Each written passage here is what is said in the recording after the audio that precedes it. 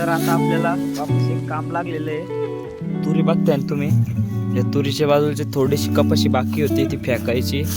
ती आता आपल्याला पूर्णपणे फेकून घ्यायची आहे. आपल्याला म्हणजे मला तुम्ही काही येणार नाही. इकडं तुरी पण सोंगायच्या चालू आहे. एवढ्या झालेलं आहे. काल मम्मीने सोंगल्या. आता ही कपाशी आहे का, ही पण पूर्ण बाहेर फेकून घ्यायची. यार थोडीशीच बाकी आहे. काल लई मोठी ती मम्मीने फेकली वाटतं सकाळी अर्धे. आता एवढी थोडीशी राहिलेली 5-6 कवळ्या पूर्ण फेकून देऊ आणि रोट्या मारायचा आहे. रोट्या मारायला पण लगेच ट्रॅक्टर बघू कोणाचं आहे पण काय मग लगेच रोट्या.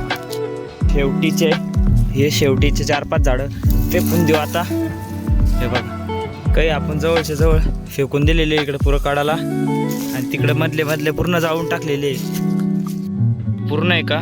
हे काढाचं फेकून दिलेले आणि मधले पूर्ण जाळून टाकलेले आणि आपल्याला सगळं आपण घरीच केलेलं आहे. म्हणजे पूर्ण फेकलं, उपटलं पण घरीच, जमा पण केलं, जाळलं पण.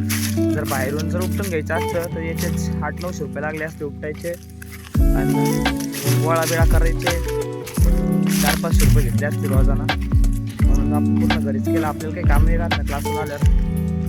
हे बघा जाळून टाकलेले. इकडं बोरीचं झाड होतं, 5-6 फांद्या फुटलेल्या होत्या मोठ्या. ते पण काल आता रोट्या मारायचं असतं. काल सगळं चेक करून टाकलेले तोडून टाळून. हे बघा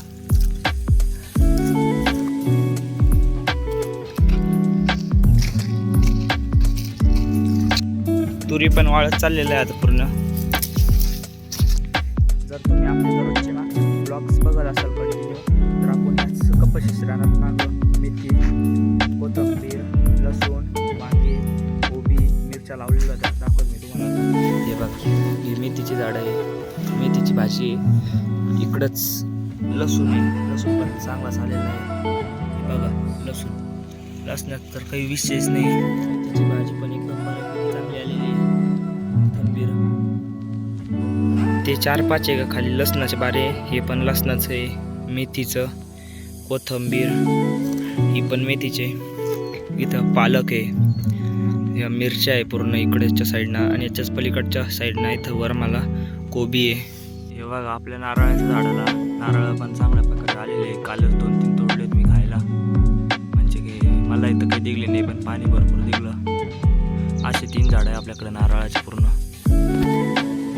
चक्कू झाडाला पिकेलं असतं तर आतुला केवढं राहिले नसते. ते पिकू घालायला लागते म्हणून कोण घालीन पिकू तोडीन कोण, त्याच्यामुळे पूर्ण तसेच ते नाही तर आता लोक काहीच नसते. तर असे एक झाड नाही तर चक्कूचे इथं 2, 3, 4 पूर्ण 4 झाडं आहे चक्कूचे पण. हे नारळाचे 2 झाडं आणि इथं 1-3. हे जांभळीचे झाडं मागच्या वर्षी झाडं छाटलेले इकडचं पूर्ण, कारण की सावलीले पडत होते त्याची. सावली म्हणजे 5 चोळा आणि ते खराब व्हायचं पूर्ण. बोध ठेवलेले आपण त्याच्या खाली. आपली गाय आत्ताच बांधली, आणून वावरातून बांधली आत्ता.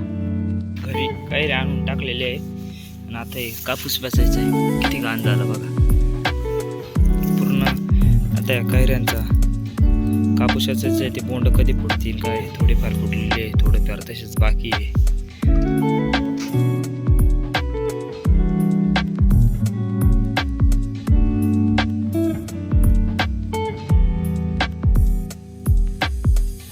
तर आता कसं आहे, आता हे गोणी घेतली आणि गायला भूस आणायचं आहे. गायला आपण पहिले कुठे टाकली होती.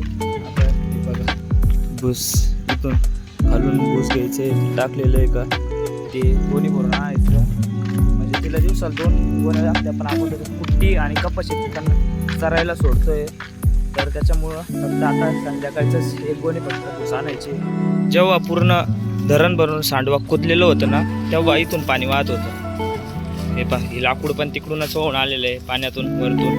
इथं म्हणजे पूर्ण हे बोध थोडेच दिसत होते, पूर्ण पाण्यात होते. चाळीतून पाणी कुदलेलं होतं. हे पूर्ण पावसाळ्यातच झालेलं आहे. हे बघा इकडं काकाने त्यांनी मक्का टाकलेली होती ना काढायला, तेव्हा पाणी कमी होतं तरी ट्रॅक्टर सगळे फसत होते.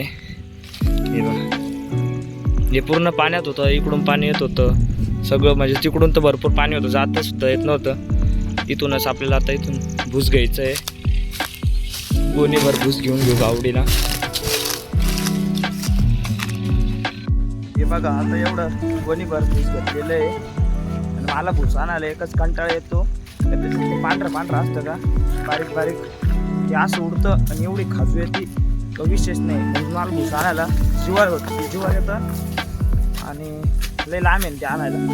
घराजवळ असतं त्या विषय नाही ते लय लांब असल्यामुळं थोडं जीवार येतं. हे बघा आता गाईला टाकलं तर गाईचं एकदम खाणं बेस्टपैकी चालू झालेलं आहे. टराम खात राहील. इकडं आपली वासरी सेम टू सेम प्युअर गावडीची कॉफी.